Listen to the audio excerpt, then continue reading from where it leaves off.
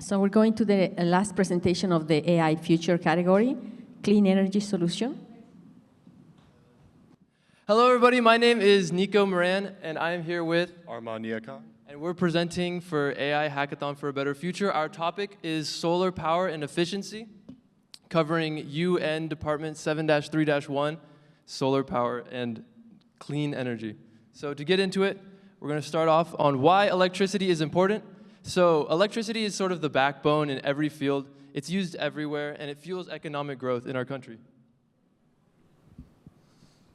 Electricity is mostly generated from nuclear energy, fossil fuels, natural gases, petroleum, etc. And we rely on a grid infrastructure to deliver this electricity from those fossil fuels and all those energy sources to maintain efficiency. The primary challenge that we faced. So some of the existing grid systems that we have in our country and around the world, to be honest, are reaching the end of their lives, and they're very costly to replace. Most of them run currently on fossil and nuclear energy, and so when we go about replacing them, we want to look for a greener future, replacing them with clean energy. And that's when we look to solar.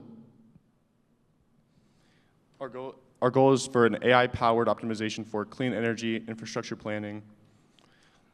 AI-powered for optimization for clean energy. We use AI to analyze climate data, geography, to find high potential areas for clean energy generators, and we aim to replace or supplement unhealthy and high-risk energy facilities with optimized clean alternatives.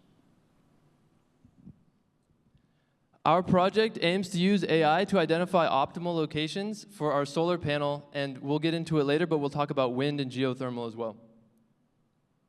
So first, I would like to get into GDP. GDP is very important when analyzing the potential locations of solar power, because if it's not economically viable, we might as well not put anything there.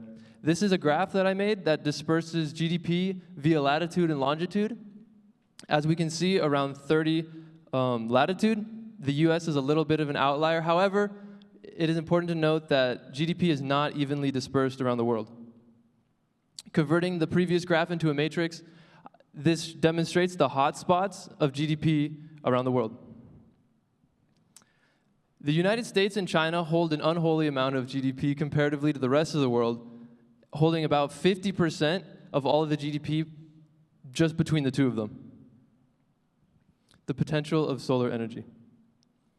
To start off, looking into the solar power efficiency, I did research into determining how temperature affects solar panels.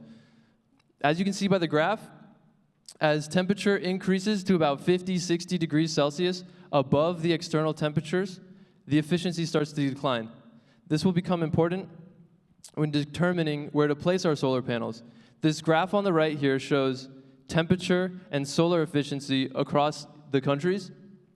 This is taking in solar radiance data and weighing it against temperature data to determine the efficiency of each country. I also, on the graph or sort of the table to the left, I weighted against GDP. So while the US may not have the greatest solar efficiency, having the greatest GDP puts it at the top of most of the lists. As of current, the solar potential of the top 20 countries are shown. China, as of current, holds about 50% of the solar farm capacity of the world. This data was gathered through NASA. I took solar irradiance data, distributed across latitudes, and made this normal distribution. Getting into our AI integration, Armand will take it.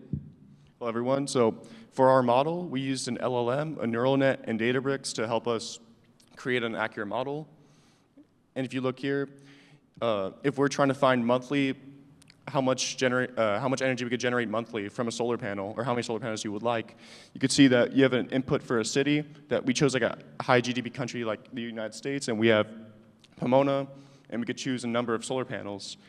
And what happens here is that that city gets put into an LLM.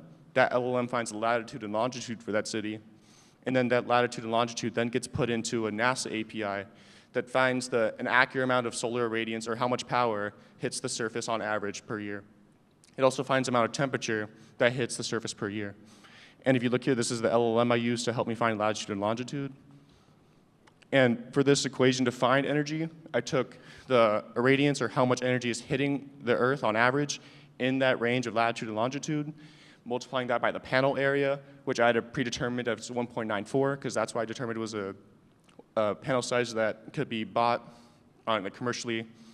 And then we have adjusted efficiency, which takes into factor the temperature. If it's too high, the efficiency will go down. And then multiply that by the number of panels, and then multiply that times 30 to get a daily average into a monthly total. And if you look here, we could see that in Pomona, we have a 5.77 kilowatts per hour hitting Earth's surface on average, an average temperature of 17 degrees Celsius, an estimated monthly output of 772 kilowatts per month for 10 solar panels. And what we could do with this information is we could find, we could give this information to companies or people interested in looking for solar panels and for an investment. We also decided to tap into the potential of wind energy as well.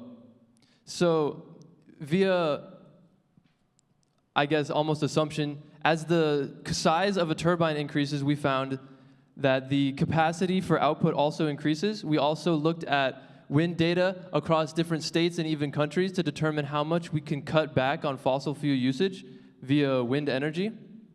Next of the couple of steps that we can take in our process is diving further into wind energy, water energy, and geothermal to pilot new results and simulations for even smaller regions and more precise results. Thank you so much.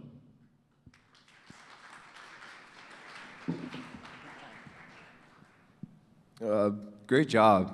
I love it.